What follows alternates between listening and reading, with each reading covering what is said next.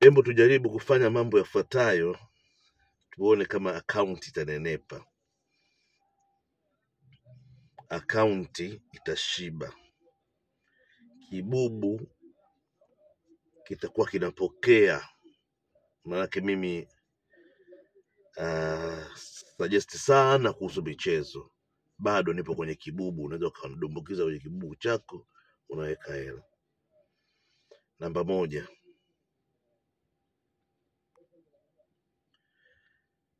Tusitegemee sana hela ya mwisho wa mwezi.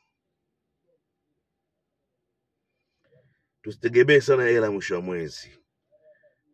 Tujaribu kutengeneza hela nyingine hapa katikati hapa kabla ya mwisho wa mwezi. Kwa sababu tunatumia hela kila siku. Tukipata hela kila siku nayo inasaidia sana. Ndiyo, sijasema uache kupata mshahara, lakini ujaribu kutafuta kitu kingine cha kufanya ili uweze kuchanganya ile hela nayo ikazidi kuwa nyingi zaidi, na ukawa unajaribu kutafuta kitu ambacho kitakupa hela kila siku, ambayo hiyo hela itakusaidia kwenye matumizi. Namba 2.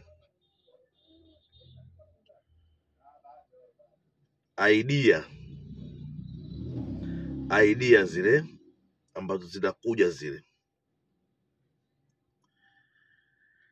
tusijaribu kuzitengeneza ziwe reality.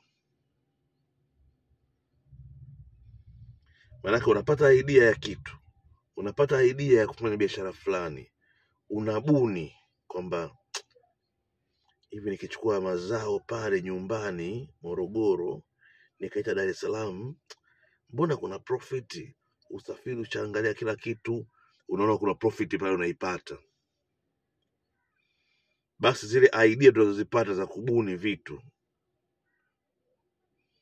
tunaweza tukazitumia zile idea kutengeneza hela. Kwa maana hiyo sasa isibaki idea tu, bali you have to make action. Tuzifanyie kazi on ground. Sawa? Tuzifanyie kazi on ground. Vile vile tunamuomba Mungu kila siku, lakini usikae kuomba Mungu hakupe hela. Hapana, hiyo ni wrong, unakosea. Usimuombe Mungu akupe hela, bali muombe Mungu biashara yako iende vile ulivyoipangilia.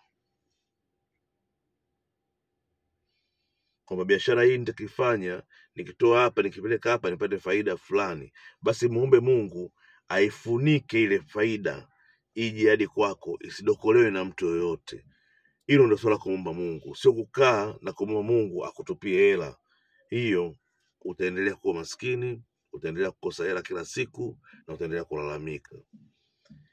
Ivan the Don, keep watching my videos, are very very useful to you. Share na wengine, usiwe mchoyo. Share na watu tofauti. Na vile vile subscribe, ni follow kwenye account zangu. TikTok nipo, Facebook nipo, Instagram nipo. Utajifunza mambo mengi sana. Na kutakia siku njema, ubarikiwe sana popote ulipo, na kutakia Ijumaa njema. Mafua yanasumbua sana, asante. Bye. Bila kusahau, mimi nadili na uuzaji wa viwanja, majumba, apartments, godowns, industrial plot, hata magari pia. Asante.